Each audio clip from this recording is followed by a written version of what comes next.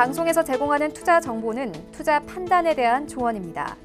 방송에서 제공하는 주식의 가치, 가격 상승 및 가격 하락에 대해서는 방송사에서 보장하지 않습니다.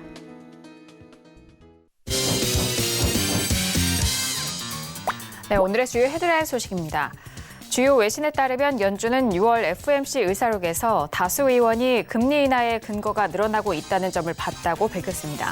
연준은 의사록에서 일부 위원들은 단기간 내 금리 인하가 향후 발생할 수 있는 경제에 부정적인 충격에 완충력을 제공할 수 있을 것으로 봤다고 설명했습니다. 다만 일부 위원들은 금리 인하가 고용시장을 과열시킬 위험이 있다며 조심스러운 견해를 유지했다고 덧붙였습니다. 파월 의장은 하원금융서비스위원회에 출석해 6월 고용지표 호조가 연준의 시각에 변화를 줬느냐는 질문에 아니다라고 답변했습니다. 또한 무역 긴장과 글로벌 성장 우려 같은 불확실성이 경제 전망을 계속해서 짓누르고 있다고 지적했습니다. 시장에서는 파월 의장의 발언이 글로벌 경기 둔화에 선제적으로 대응하기 위해 기준금리를 인하할 수 있다는 입장을 재확인한 것으로 풀이하고 있습니다. 미 에너지정보청은 지난주 미국 원유 재고가 약 950만 배럴 감소했다고 발표했습니다. 월스트리트 저널에 따르면 전문가들은 원유 재고가 전주 대비 240만 배럴 감소했을 것이라고 전망한 가운데 예상보다 큰 폭 줄어들면서 전일 국제유가는 상승폭을 확대했습니다.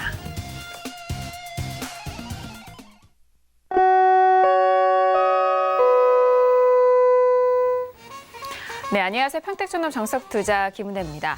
자, 오늘은 옵션 만기를 맞이한 우리 시장입니다. 오늘은 간밤 미국 연준 의장의 금리 인하 시사 발언과 더불어서 양지수 모두 1% 넘는 상승으로 마무리가 된 상황입니다.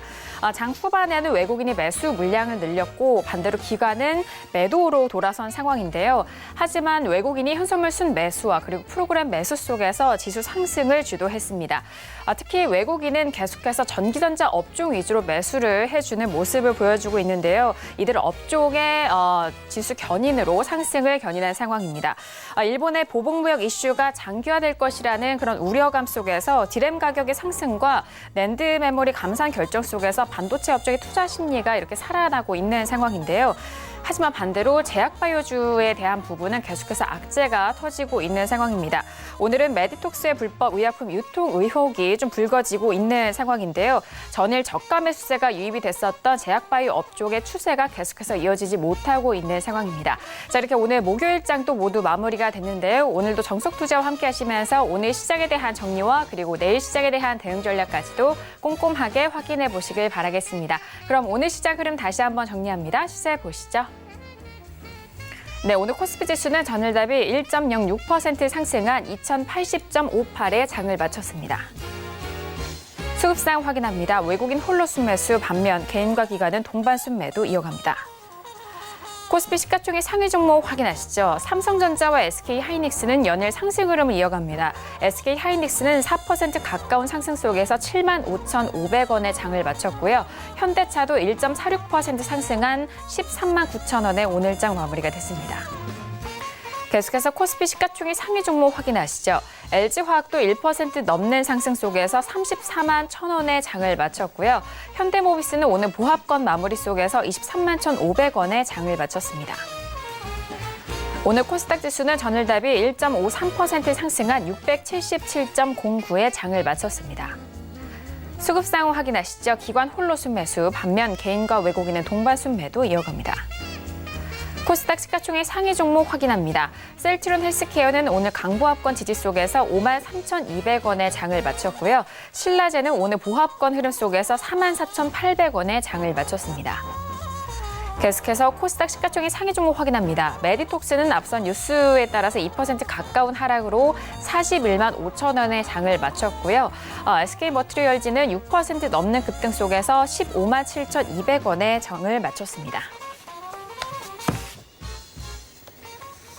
네, 목요일장 정석투자 본격적으로 시작합니다. 오늘은요, 봉추 선생님과 함께하도록 하겠습니다. 봉추 선생님 안녕하세요. 네, 안녕하세요. 네, 반갑습니다. 자, 오늘 목요일장 많은 시장 참여자들이 좀 집중이 됐지 않았을까라는 생각을 드는데요. 간밤에 파월 의장에 대한 발언도 있었고, 그리고 더불어서 옵션 만기일까지 겹쳤었던 우리 시장입니다. 오늘 시장 어떻게 보셨을까요? 네, 오늘 시장을 보면서 역시 한국 시장이 약하구나 그런 생각을 했습니다. 지수가 반등했죠. 코스피 지수, 코스닥 지수 다 반등했고요. 그리고 뭐 선물 쪽에서도 반등이 나왔고 전반적으로는 흐름이 좋아 보입니다. 특히 종목 흐름이 굉장히 좋았어요. 상승 종목들이 굉장히 강한 탄력을 보이는 그런 흐름을 보였는데요. 그럼에도 불구하고 평소와 비교하면은 좀 약했던 모습이 아닌가 생각을 합니다.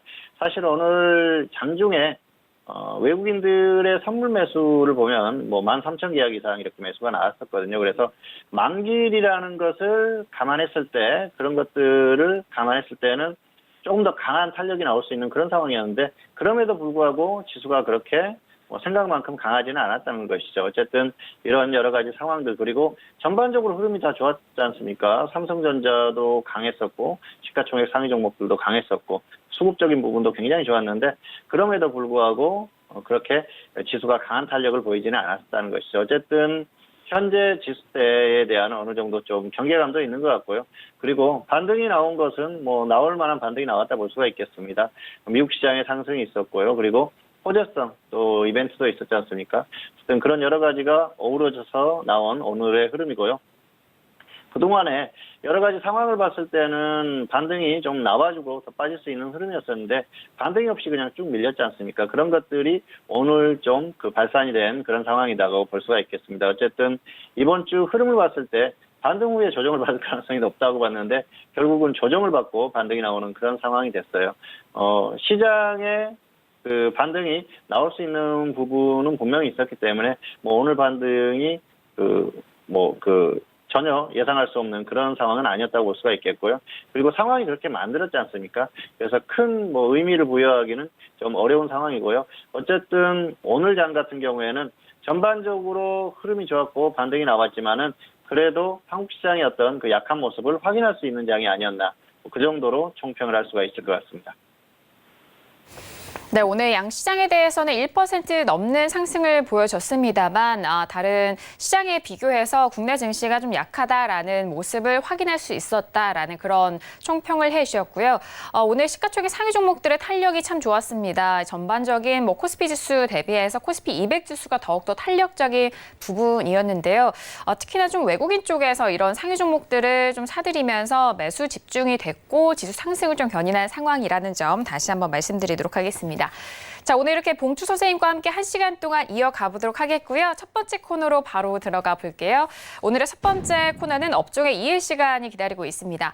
각 업종에 대한 특징도 알아보고요. 그리고 그 업종 안에서 주의 깊게 살펴보셔야 할 종목들까지 아주 꼼꼼하게 만나보실 수 있는 시간입니다.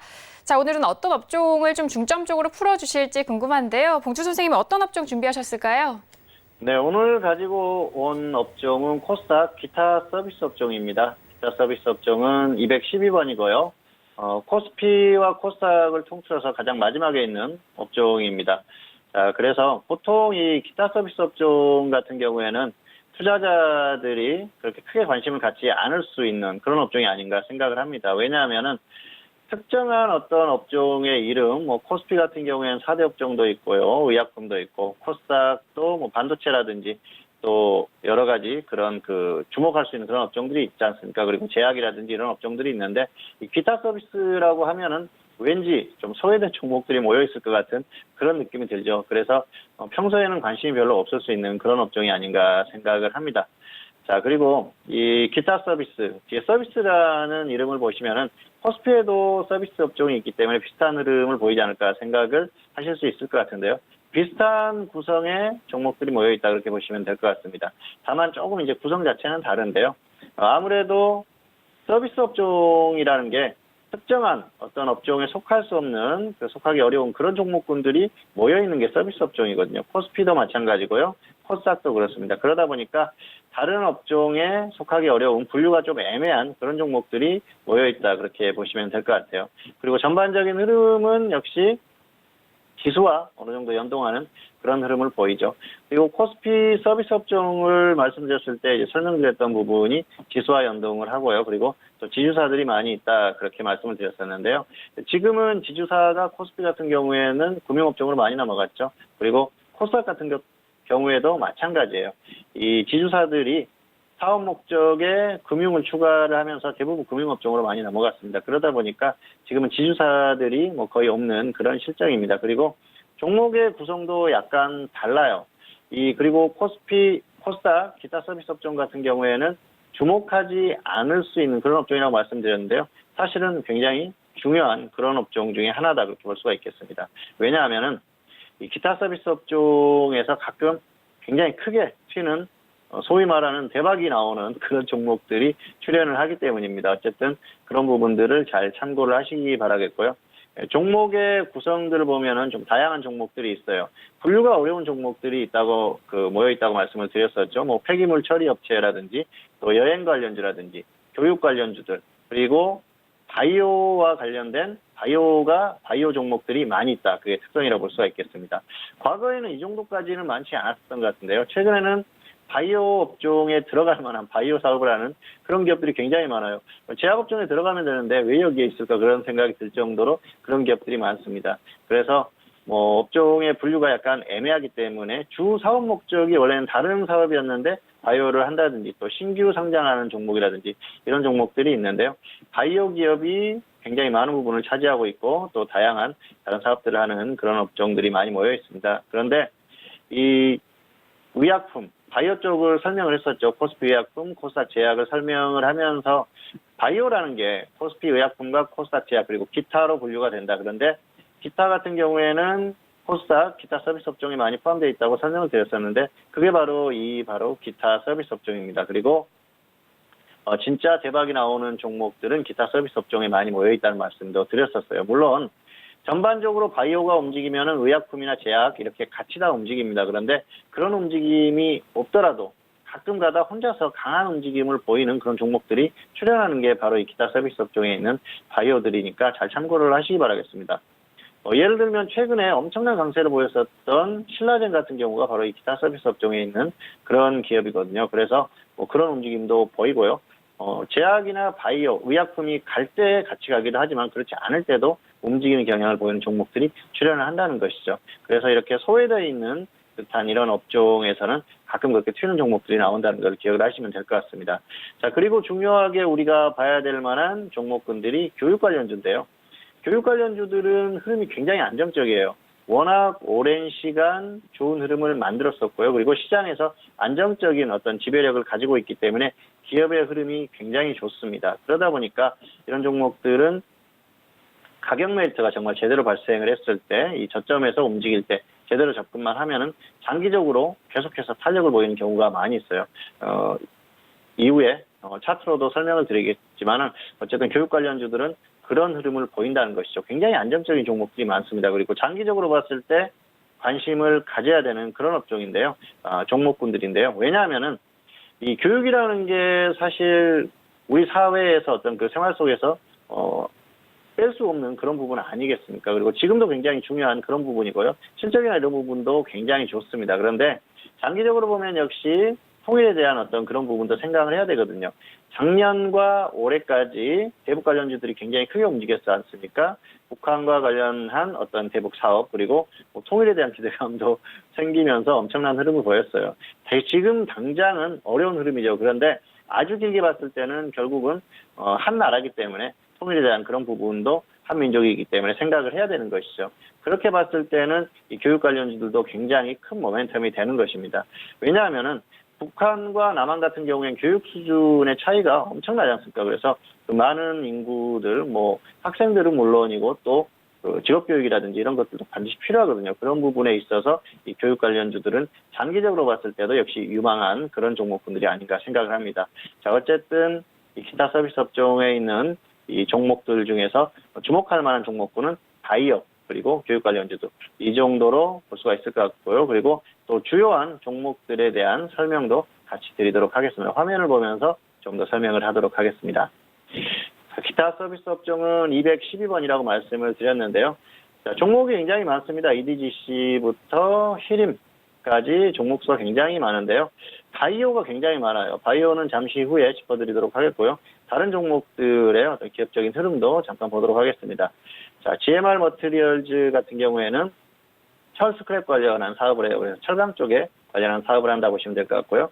KGETS, 폐기물 처리 업체인데요. 폐기물 처리 업체들이 여럿 있습니다. 이쪽에도 보면은, 폐기물 처리 관련한 그런 사업들을 하는 기업들이 있는데요. YN텍이라든지 또 인선 ENT 이런 기업들이 폐기물 처리 업체예요. 그리고 포렌텍도 마찬가지죠. 그래서 이 관련한 어떤 테마가 형성되는 경우가 있어요. 뭐 태풍이 분다든지 그랬을 때는 이 폐기물 처리 업체들이 또 움직이기도 하니까 그런 그 이슈가 있었을 때 움직이는 종목군이라는 것 정도만 기억을 하시는 게 좋을 것 같습니다. 그리고 나이스 평가 정보, SCI 평가 정보, 고려 신용 정보 이런 기업들은 역시 뭐 개인 신용 정보라든지 또 기업의 어떤 그 신용 관련한 그런 사업들도 하고요. 그리고 또 채권 추심이라든지 이런 사업들도 하는 그런 기업들이에요. 전반적으로는 신용 평가라든지 이런 것들과 관련된 사업을 한다고 보시면 될 것 같습니다. 그리고 SCI 평가 정보 같은 경우에는 암호화폐 테마로 움직이는 종목이죠. 그 정도 기억하시면 될 것 같고요. UCI는 교육 관련주입니다.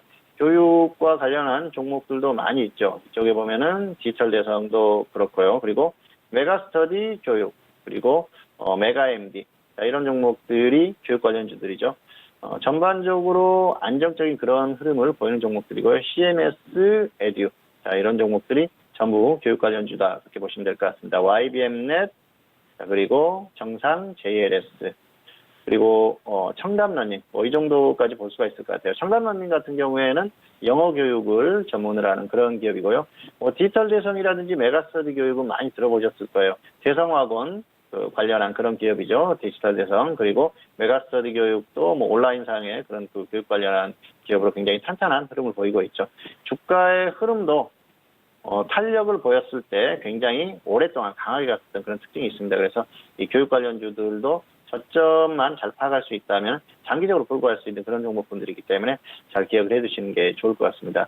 자, 그리고 여행 관련주들도 여러 있는데요. 뭐 노랑풍선이 대표적이라고 할 수가 있겠죠. 그리고 레드캡 투어, 모두 투어 대표적인 종목들이죠. 세종도 마찬가지고요. 이런 기업들이 여행 관련주로서 주가가 움직이는 흐름이죠. 그리고 참 좋은 여행 관련주들은 사실 좀 계절적인 그런 성향도 있어요. 여름이 뭐 성수기 그리고 또 명절 되면 요즘엔 성수기라고 하죠. 어쨌든 그런 것들을 앞두고 주가가 움직이는 경향이 있는데요. 전반적인 흐름을 봤을 때는 가격 메리트가 가장 중요합니다. 정말 크게 조정을 받고 저점에서 움직이기 시작했을 때 그때가 가장 좋은 포인트가 되니까 꼭 어떤 시기를 앞두고 접근하기보다는 가격 메리트를 보고 접근하시는 게 좋을 것 같고요. 지금 최근의 흐름은 좋지 않죠. 일본 쪽하고 분위기가 좋지 않다 보니까 관련해서 조금 약간 좀 악재성 이슈로 좀 그 흐름이 나오면서 여행 관련주들은 좀 좋지 않은 흐름이 나오는데요. 장기적으로 봤을 때는 역시 전반적으로 가격 메리트라든지 여러 가지 그런 상황들을 보고 접근하시면 될 것 같습니다. 자, 그리고 포스코 ICT라든지 해상산업 이런 종목들은 좀 기억을 해주시면 좋을 것 같은데요. 포스코 ICT는 기업으로는 굉장히 안정적입니다. 포스코 그룹의 IT 서비스 전문 기업이죠. 스마트 팩토리라든지 이런 사업들을 진행을 하고 있고요. 포스코 그룹의 전반적인 사업들을 하다 보니까 기업 흐름이 굉장히 좋아요. 실적이 굉장히 좋은 흐름을 보이는 기업이고요. 그리고 뭐 코스닥에서 안정적으로 접근할 수 있는 또 몇 안 되는 종목 중에 하나가 아닌가 생각을 합니다. 자, 그리고 해성산업 같은 경우에는 이 해성그룹주들의 어떤 특징을 알 필요가 있을 것 같은데요. 한번 움직이면은 엄청난 움직임을 보이는 경향이 있습니다. 해성산업도 과거에 엄청난 움직임을 보였었고요. 지금 뭐 또 엄청나게 빠졌는데요. 이런 종목들은 가격 메리트 그리고 기술적인 흐름 이런 것들을 보고 접근하면 되죠. 물론 어떤 이슈나 있으면 이런 게 있으면 좋겠지만 딱히 특별한 이슈가 없으면서도 움직이는 종목들이 있거든요. 그런 종목 중에 하나다. 그 정도 기억을 해주시면 좋을 것 같아요. 자, 그리고 바이오가 굉장히 많은데요. 자, EDGC 같은 경우에도 바이오죠. 자, 그리고 쭉 보시면은 DNA 링크, 녹십자 랩셀 이런 종목들이 전부 바이오입니다. 그리고 랩지네믹스, 레고캠 바이오, 마크로젠. 자, 전부 다 바이오죠. 메지온, 바이오리더스, 바이오톡스텍. 자, 그리고 셀리드, 셀리버리. 그리고 우리가 이제 굉장히 관심을 많이 가졌던 신라젠 같은 기업도 이 바로 기타 서비스 업종에 있는 그런 종목이에요. 신라젠도 사실 뭐 뉴스 하나 띄워놓고 신약에 대한 기대감 이런 것들로 엄청나게 주가를 상승시켰지 않습니까? 그래서 가끔 그런 흐름을 보이는 종목들이 나온다는 걸 기억을 해주시기 바라겠습니다. 그리고 시트리, 앞타바이오, HLB 생명과학 이런 종목들 전부 바이오입니다. 그래서 바이오가 굉장히 많다는 걸 기억해 두시기 바라겠고요. 올릭스. 자, 쭉 이런 기업들이 많이 있지 않습니까? 그래서 전반적으로는 뭐 바이오가 이렇게 많은 그런 업종이다 보시면 될 것 같아요. 굉장히 많죠. 그리고 헬릭스미스까지. 큐리언트, 크리스탈 지노믹스 이런 기업도 마찬가지죠. 헬릭스미스는 바이옴에 대해서 이름을 바꿨죠. 어쨌든 이렇게 바이오주들이 굉장히 많습니다. 그런데 중요한 게 역시 이쪽 기타 서비스 업종에서 바이오 중에서 가끔가다 대박이 나오는 종목들이 있다는 것이죠. 항상 관심을 갖길 바라겠고요. 그리고 바이오는 주식 투자를 하는 동안에는 항상 관심을 가져야 됩니다. 자, 이 종목들을 관심 종목에 넣어봤는데요. 사실 뭐 관심 종목에 보는 의미는 큰 의미가 없습니다. 업종의 차트 정도만 보셔도 될 것 같고요. 그리고 종목군들, 뭐 바이오라든지 여행주들 이렇게 다 따로 움직이기 때문에 기업 자체적으로는 흐름을 보시면 될 것 같아요. 자, 기업의 흐름을 보겠는데요. 주요한 종목들만 좀 살펴보도록 하겠습니다. 헬릭스미스라든지 이런 기업들의 기업 흐름이 별로 안 좋죠. 신라젠도 마찬가지고요. 전반적으로 이렇게 기업 흐름은 별로 안 좋아요. 그래서 이런 종목들은 그냥 뉴스로 가는 종목이다. 그렇게 보시면 될 것 같습니다. 기대감으로 움직였었던 그런 기업들이죠. 바이오가 전반적으로 기업 흐름이 그렇게 좋은 기업들은 아닙니다. 뭐 코스피처럼 엄청나게 실적이 나오는 그런 기업들이 모여있는 그런 상태가 아니다 보니까 역시 크게 뭐 주가의 흐름이 좋은 그런 상태는 아니죠. 녹십자 랩셀 정도가 어느 정도 좀 안정성이 있다 볼 수가 있겠는데요. 녹십자 그룹이기 때문에 기업 흐름에 대해서는 뭐 크게 걱정할 필요 없는 그런 기업이 아닌가 생각을 하고요. 또 녹십자 랩셀 같은 경우에는 녹십자 그룹주들이 전반적으로 움직일 때 같이 움직이는 경향이 있어요. 그런 것들 참고를 하시기 바라겠습니다. 자, 그리고 대표적인 종목이죠. 포스코 ICT. 포스코 ICT는 기업 흐름이 굉장히 좋다고 말씀드렸어요. 포스코 그룹의 IT 서비스 전문 기업입니다. 매출이 굉장히 많이 나오죠. 안정적이고요. 실적도 꾸준하고 그리고 이런 것들이 계속 이어질 가능성이 상당히 높습니다. 크게 걱정할 필요가 없는 기업이라고 볼 수가 있겠습니다. 자, 그리고 해상산업. 해상산업은 사실 뭐 부동산 임대라든지 이런 사업들을 해요. 그래서 기업 실적이 그렇게 좋은 기업은 아닙니다. 그런데 역시 주가의 움직임에 있어서는 이런 흐름과 상관없이 한 번씩 움직임이 나온다는 것 기억해 주시면 좋을 것 같습니다. 자, 그리고 여행 관련주들도 많이 있는데요. 뭐 대표적인 종목이 모두투어죠. 모두투어도 실적이나 이런 부분들이 굉장히 좋죠. 워낙 또 안정적인 그런 흐름을 보이는 그런 기업이고요. 그리고 또 뭐 여행 시즌이라든지 또 어떤 그런 것들이 있었을 때 움직이는 그런 경향들은 있는데 가장 중요한 건 역시 가격 메리트예요. 가격 메리트가 제대로 발생했을 때 그때 접근하시는 게 무난한 게 바로 여행주들이다. 이렇게 볼 수가 있겠고요. 자, 그리고 교육 관련주들은 기업 흐름이 굉장히 좋습니다. 디지털 대성 어떻습니까? 꾸준히 실적이 나오는 그런 기업이죠. 그리고 메가스터디 교육. 자, 이런 기업들 기업 흐름이 굉장히 좋아요. 그래서 안정적으로 꾸준히 갈 수 있는 게 이 교육 관련주들이라는 걸 꼭 기억을 해 두시길 바라겠습니다. 차트 잠깐 보시겠습니다. 자, 기타 서비스 업종인데요. 길게 보시면은 역시 최근에 바이오가 엄청나게 움직이면서 흐름이 강하게 나왔었던 걸 보실 수 있을 것 같고요. 그 이전에도 그런 흐름이 나왔었죠. 그런데 아주 길게 보면은 지수와 어느 정도 연동하는 흐름을 보인다 그렇게 보시면 될 것 같아요. 전반적인 흐름 자체가 그렇죠. 지수와 거의 연동하는 흐름을 보이고요. 그리고 개별 종목들의 어떤 흐름도 뭐 충분히 반영이 된다 그렇게 볼 수가 있을 것 같습니다. 종목들의 흐름을 보시면은 역시 바이오가 굉장히 강한 흐름을 보였었던 걸 기억을 하실 거예요. 신라젠 같은 경우에도 정말 10,000원도 안 되는 가격에서 15만 원대까지 갔지 않습니까? 실적이 나오는 것도 아니고 어떤 확실한 기대감이 있는 것도 아닌데 기대감이다. 그럼 뭐 뉴스 하나 가지고 엄청나게 주가가 움직였었는데요. 어쨌든 이런 흐름을 보일 수 있는 게 바로 바이오라는 것이죠. 그래서 항상 이런 흐름을 보일 수 있다는 걸 기억을 하시기 바라고요. 바이오 쪽은 뭐 실적이 조금 좋지 않다고 하더라도 주가가 움직일 수 있는 어떤 그 기술적인 흐름 이런 것들이 발생을 했을 때는 좀 최소한 단기적으로라도 좀 끌고 와볼 수 있는 그런 흐름들은 된다는 것이죠. 어쨌든 바이오는 꾸준한 관심이 필요하다 그렇게 볼 수가 있겠습니다. 전반적으로 바이오는 뭐 기업의 흐름이 그렇게 좋은 상태는 아닙니다. 그런데 역시 주가의 흐름에 있어서는 강한 흐름을 보이는 그런 경향이 굉장히 강하다. 뭐 그 정도 기억해 두시길 바라겠고요. 그리고 여행주들 같은 경우에는 꾸준히 흐름이 나왔었죠. 최근까지도 흐름이 좋았었는데 좀 단기적으로는 흐름이 좋지 않습니다. 그리고 장기적으로 상승하는 데 대한 좀 부담스러운 그런 면도 있고요. 역시 가장 좋은 건 가격 메리트예요. 제대로 가격 메리트가 발생을 해야 됩니다. 그래서 뭐 계절적으로 좀 갈 수 있는 그런 상황이라고 하더라도 지금 당장에 가기는 어려운 그런 흐름이 발생을 했고요. 그리고 지수나 이런 여러 가지를 감안해서 여행주들은 향후에 접근을 하시는 게 좋을 것 같습니다. 자, 그리고 해상산업 같은 경우에는 엄청난 그 흐름을 보였었던 이런 주가의 흐름이 있었어요. 그렇다 보니까 자, 이렇게 강하게 갔던 종목들은 결국은 다시 한번 이런 흐름이 나옵니다.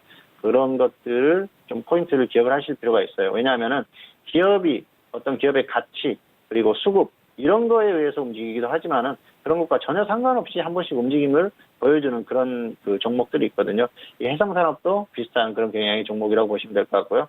해상그룹주들이 전반적으로 그런 흐름을 보여요. 한번 탄력을 보였을 때는 죽지 않고 꾸준히 계속해서 상승하는 그런 흐름을 보이니까 그런 것들도 좀 기억을 해주시면 좋을 것 같습니다. 자, 그리고 포스코 ICT. 자, 포스코 ICT는 어떻습니까? 주가가 뭐 꾸준한 흐름을 보였었는데요. 이 기업 같은 경우에는 정말 제대로 엄청나게 폭발한 그런 흐름을 보인 적은 없어요. 그런데 역시 제대로 조정을 받았을 때는 안정적으로 상승을 하더라는 것이죠. 코스닥 내에서 이렇게 안정적으로 접근할 만한 종목들이 많지 않습니다. 그래서 정말 제대로 한번 조정을 받으면 이런 종목들은 뭐 장기 투자를 해도 될 만한 그런 종목이니까 그 정도로 기억을 해두시면 좋을 것 같고요. 자, 그리고 교육 관련주들도 한번 보시도록 하실까요? 메가스터디 교육. 자, 이게 이제 메가스터디에서 분할을 했죠. 7,000원대 가격에서 43,000원까지 갔으니까 이 짧은 기간에 굉장히 크게 상승을 했죠. 그래서 저점만 제대로 파악을 한다고 하면은 이런 흐름을 보일 수 있는 게 바로 이런 종목군들이라고 볼 수가 있겠고요. 디지털 대성도 최근에 엄청난 흐름을 보였었죠. 자, 종목들이 전반적으로 다 움직였어요. 그런데 접근할 만한 그런 그 종목군이 딱히 없다 그랬을 때는 이렇게 안정적으로 실적이 나오고 안정성을 보이는 그런 종목들에 또 수급이 될 수 있거든요. 그리고 이런 종목들은 기관이나 외국인들도 들어올 수 있는 그런 종목이죠. 특히 이제 기관들이 들어올 수 있는 그런 안정성을 보이는 그런 기업이기 때문에 장기적으로 봤을 때 주가의 매력이 정말 충분하다. 그리고 더 이상 빠지기 어렵다 했을 때는 이런 종목도 관심을 가질 필요가 있는 것이죠.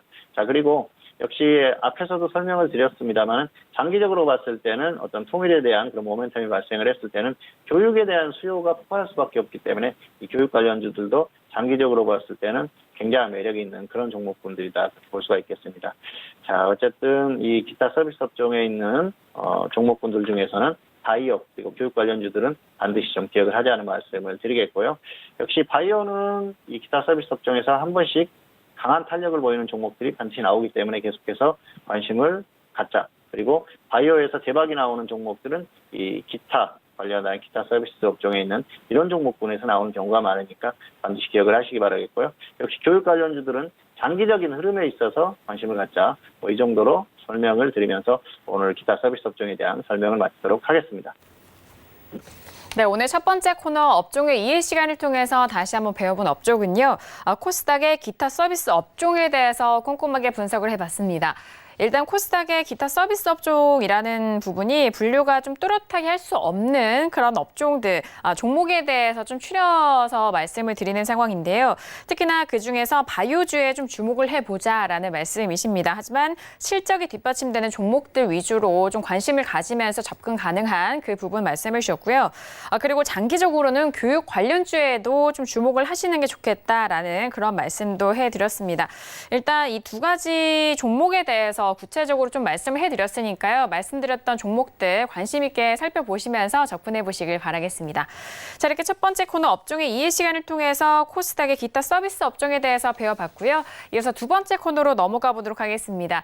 두 번째 코너는 종목 현미경 시간이 기다리고 있는데요. 이 시간에는 그동안 거래했었던 종목 다시 한번 좀 되돌아보면서 앞으로의 전략과 그리고 관련된 종목까지 팁을 얻어갈 수 있는 시간입니다. 자, 오늘은 어떤 종목에 대해서 구체적으로 다시 한번 알아볼지 궁금한데요. 봉추 선생님은 어떤 종목 준비하셨을까요? 네, 오늘 가지고 온 종목은 덕성 우선주입니다. 덕성 우선주는 그동안의 종목 현미경에서 또 언급을 했었던 그런 종목이에요. 어쨌든 다시 한번 최근에 추천을 했는데요. 이 종목은 추천을 할 때마다 실패한 그런 기억이 없는 그런 종목이 아닌가 생각을 합니다. 어쨌든 개인적으로 기분이 굉장히 좋아지는 그런 종목이라고 볼 수가 있겠고요.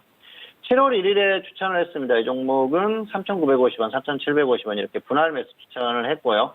손절은 마이너스 5%, 수익 플러스 20% 전략으로 전달했습니다. 그리고 조금 움직임이 나오니까 매수가 되고 나서는 원전 매도나 20% 수익 전략을 말씀을 드렸는데요.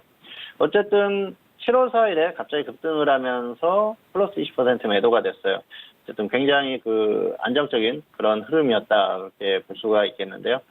이 종목이 추천하기 전에 급등을 했었어요. 그리고 나서 조정을 받았는데 더 가격이 조정을 받을 때 접근을 하자 추천을 했고요. 결국 매수 이후에 곧바로 급등하면서 상승을 했습니다. 추천 당시에는 사실 특별한 이유가 없었어요.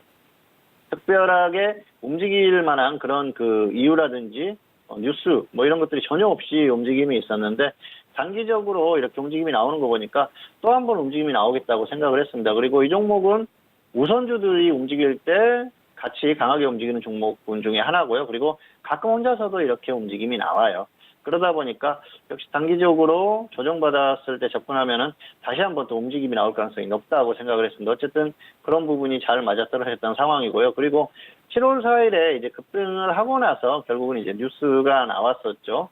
일본의 수출 규제 관련한 수혜 종목으로 부각이 됐습니다. 그러면서 움직임이 나오는 것이죠. 그러다 보니까 이후에도 계속 움직임이 나왔어요. 매도 이후에도 사실 조정을 좀 제대로 받으면 다시 한번 접근을 하려고 하고 있는데 아직까지도 가격이 확실하게 오지는 않는 것 같습니다. 어쨌든 조정을 받으면 충분히 접근할 만한 그런 종목이고요. 자, 이 종목은 계속해서 움직임이 나오는 그런 종목 중에 하나예요. 그러다 보니까 역시 계속해서 관찰이 필요한 종목이라고 볼 수가 있겠고요. 우선주들이 움직일 때 같이 움직이기도 하고요. 그리고 혼자서 이렇게 움직이는 경향도 있습니다. 어쨌든 단기적으로 뭐 짧은 기간에 수익 실현을 했으니까 어느 정도 만족할 만한 그런 결과라고 볼 수가 있겠고요.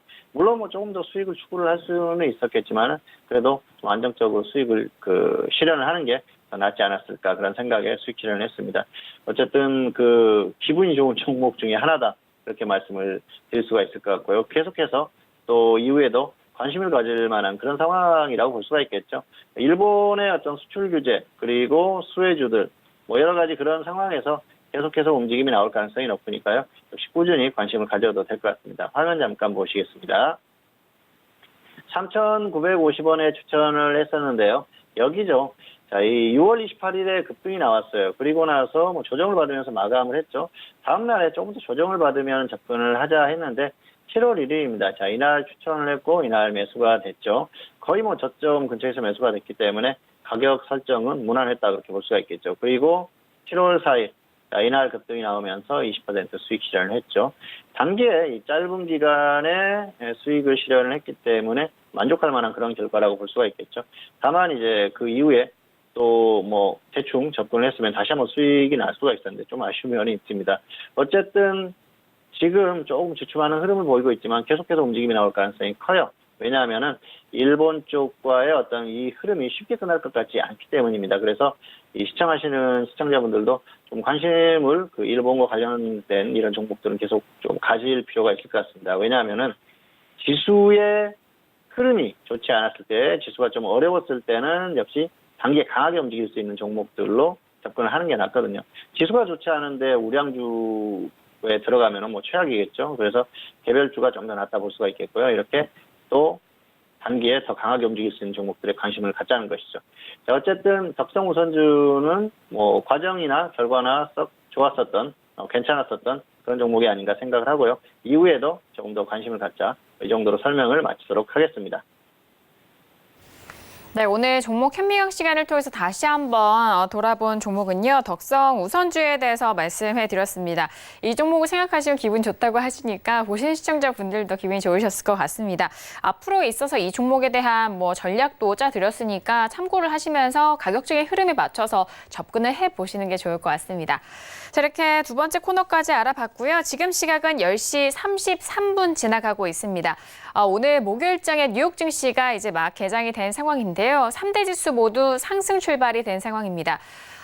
일단 뭐 전일장 파월 의장의 이 하원에서의 증언이 금리 인하 발언 가능 시사 발언을 이어가면서 전반적인 증시에 일단 좀 호재로 작용한 모습입니다. 오늘도 마찬가지로 뉴욕 증시에도 이 증언에 대한 부분이 상승 재료가 된 상황인데요. 거기에 더불어서 9시 30분에 발표된 CPI 소비자 물가지수도 역시나 예상치보다 소폭 좀 올라온 상황 속에서 이 근거를 또 뒷받침해주고 있는 상황인 것 같습니다. 자, 앞으로 좀 돌아볼 만한 이슈는요. 이제 뭐 어제는 하원이었고 오늘 같은 경우에는 또 상원 증언이 기다리고 있습니다. 뭐 재차 같은 내용을 반복할지 또 다른 뭐 증언이 나올지 예상이 되면서 일단 시장은 3대 지수 모두 상승 출발이 됐다라는 점 참고해 주시길 바라겠습니다. 자, 이어서 선생님 질문 있어요 시간으로 넘어가 보도록 하겠습니다. 오늘도 다양한 질문들 많이 접수해 주셨고요. 첫 번째 질문부터 확인해 보도록 하겠습니다. 자, 오늘의 첫 번째 질문은요. 끝자리 8229님의 질문 먼저 확인할게요. 자화전자를 매수가 3,300원에 비중은 15% 질문 주셨습니다. 자, 오늘장의 자화전자 종가 먼저 확인해 볼까요?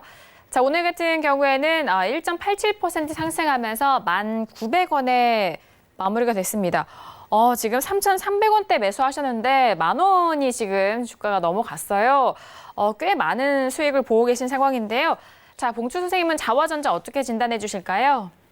네, 학점은 A고요. 9,000원 이탈 시에 매도하시거나 아니면 중기 홀딩하고 이후에 대응을 하자 그렇게 말씀을 드리겠습니다. 어쨌든 굉장히 오래 보유를 하셨어요. 지금 매수가를 보면은 굉장히 오래전에 매수를 하셨는데요. 좀 안타깝습니다. 수익을 크게 실현할 수 있는 기회가 2번 정도 있었는데 2번 다 놓치셨어요. 어쨌든 그런 부분이 아쉬운데요.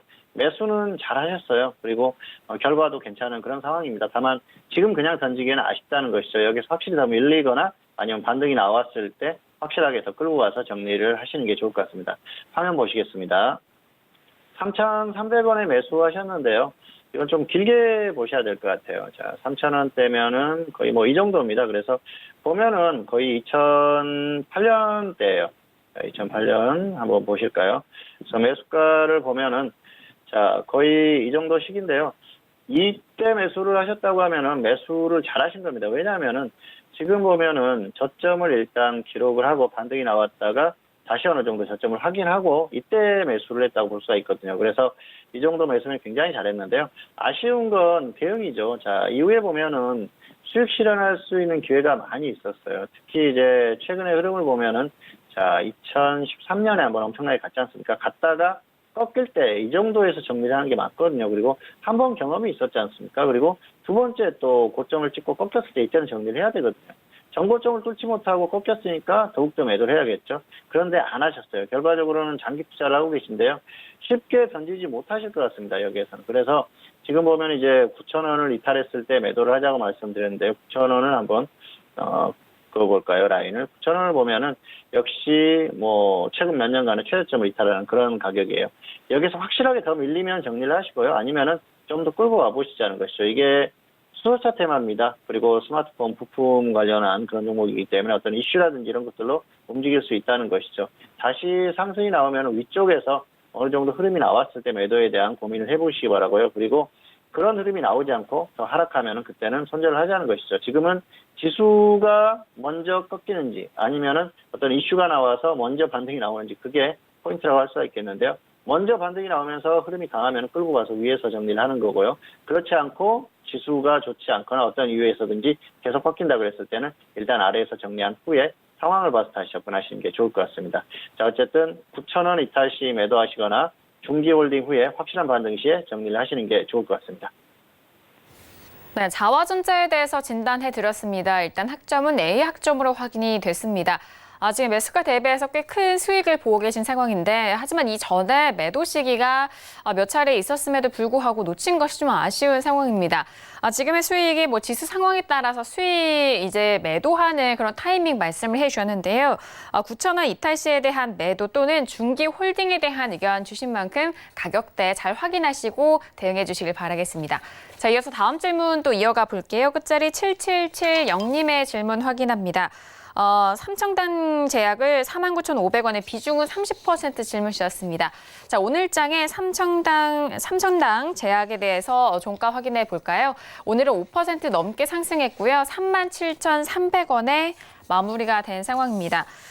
지금 49,000원대 거의 5만 원대 가까이 매수하셨는데 지금 손실이 꽤 크신 상황인데요. 봉추 선생님은 어떻게 보실까요? 네, 학점은 F고요. 마이너스 10%나 마이너스 40% 먼저 오는 쪽에서 정리를 하시기 바랍니다.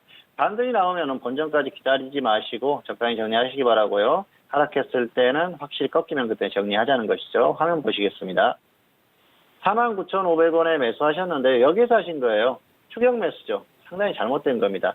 추격 매수도 문제인데 기준도 없어요. 마이너스 30% 가까이 홀딩하셨어요. 그러다 보니까 추격 매수, 기준 없는 대응 가장 안 좋은 거 둘 다 하시는 거죠. 이렇게 하면 반드시 실패합니다. 그럴 수밖에 없고요. 물론 여기에서 매수했는데 계속해서 날아갈 수도 있어요. 그런데 이렇게 한번 꺾이면은 대응이 안 된다는 것이죠. 기준이 없기 때문에 그렇습니다. 어쨌든 저점 매수하시고 그리고 기준 가지고 대응하시기 바라고요. 자, 이 종목이 미세먼지 테마입니다. 그래서 갑자기 테마로 같이 움직이거나 하면서 강한 움직임을 보였을 때는 좀 더 끌고 가도 되겠죠. 그런데 그런 흐름이 아니고 적당히 반등이 나온다 했을 때는 마이너스 10% 정도 오면은 적당히 정리하자는 것이죠. 본전 기다리다가 다시 그냥 꺾여버릴 가능성도 있기 때문에 그렇습니다. 그리고 확실하게 꺾였을 때 마이너스 40%까지 갔을 때는 단기적으로는 흐름이 조금 나오기 어렵다 그렇게 생각하고 정리를 하는 게 나을 것 같습니다. 자, 미세먼지 테마들이 전반적으로 움직이면 같이 움직일 가능성이 강한데요.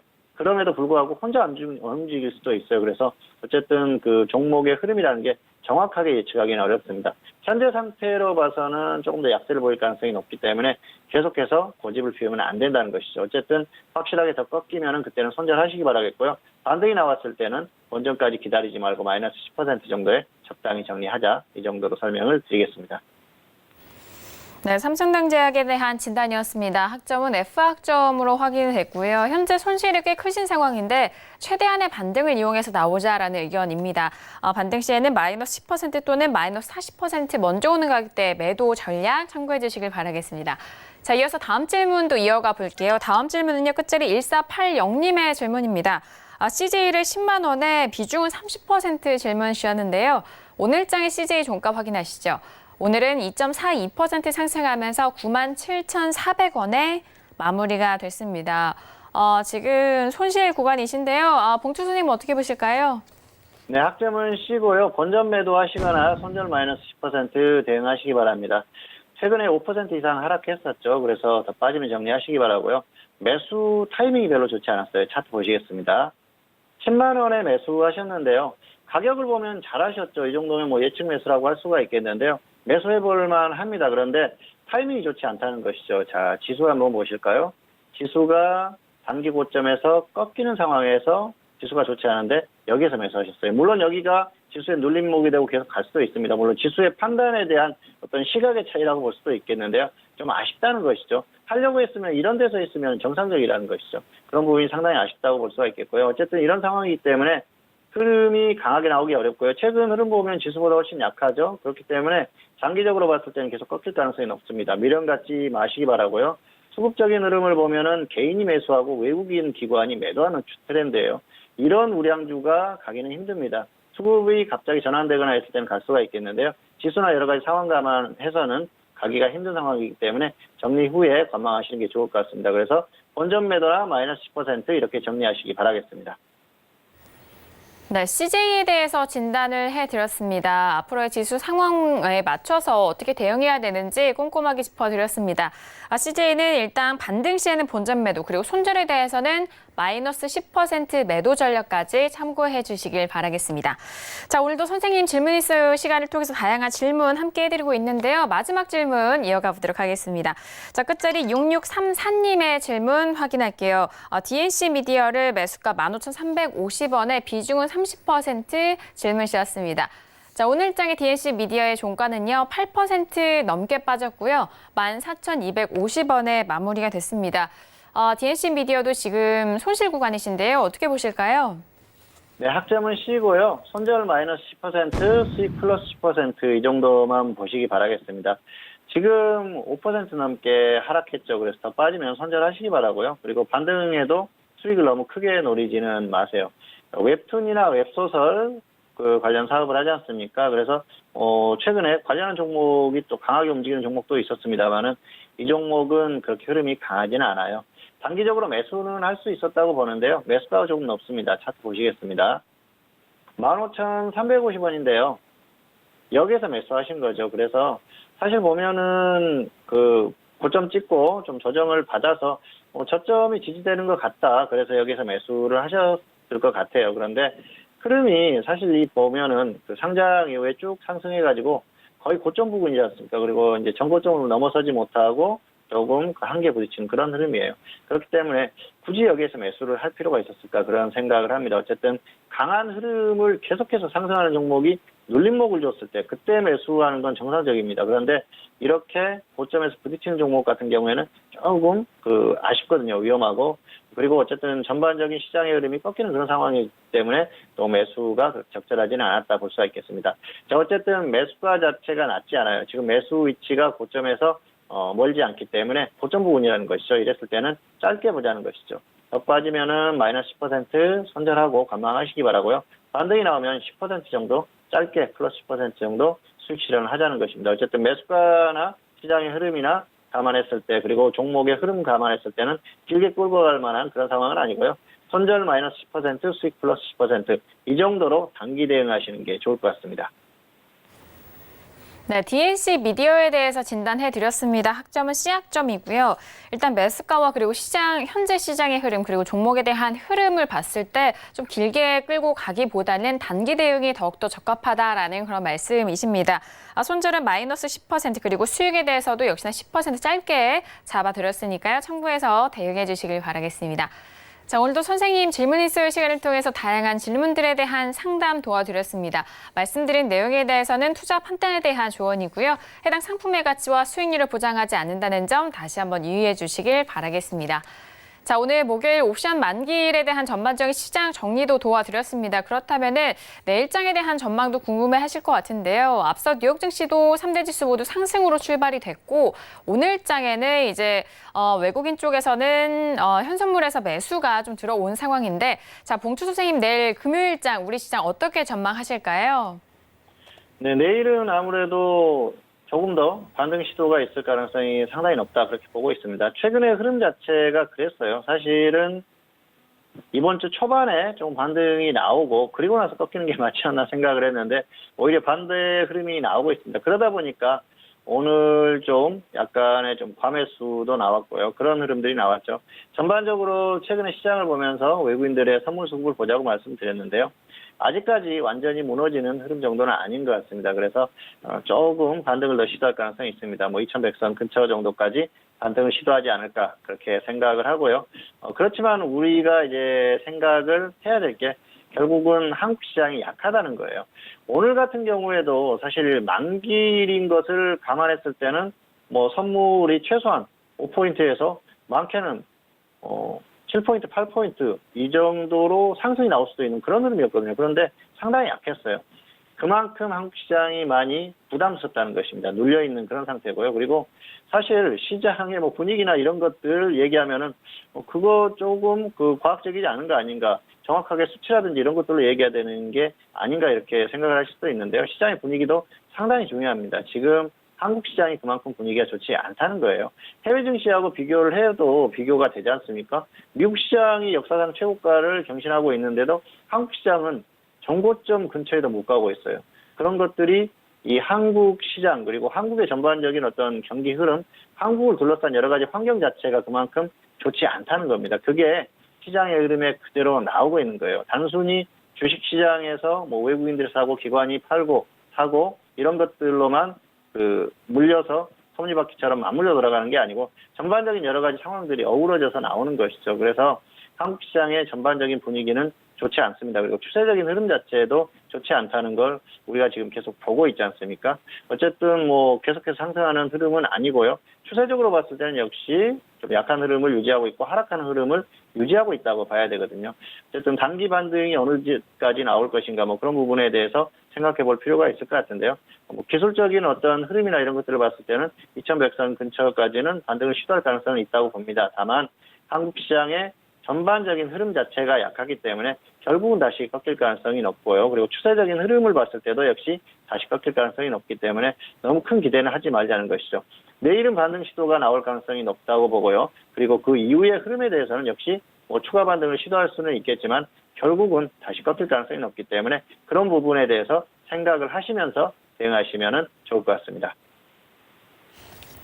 네, 내일 금요일장에 대한 부분 추가 반등을 좀 예상을 하고 있다라는 분석입니다. 하지만 미국 증시는 최고점을 기록하는데 반면 우리 증시는 좀 상대적으로 약한 흐름을 보여주고 있는데요. 반등을 이어가지만 전반적인 부분에 있어서는 약세 흐름을 이어갈 것이다라는 말씀까지 정리해 드렸습니다. 자, 오늘 목요일장은 봉추 선생님과 함께 했는데요. 함께해 주신 봉추 선생님과는 여기서 인사 나누도록 하겠습니다. 오늘 말씀 감사합니다. 감사합니다. 네, 오늘 저희가 준비한 소식과 내용은 여기까지입니다. 저희 정석투자 방송은요, 서울경제TV 홈페이지를 통해서도 다시 확인할 수가 있으니까요. 많은 활용해 주시길 바라겠습니다. 그럼 저희는 내일 이 시간에 다시 돌아오도록 할게요. 함께해 주신 여러분, 오늘도 고맙습니다.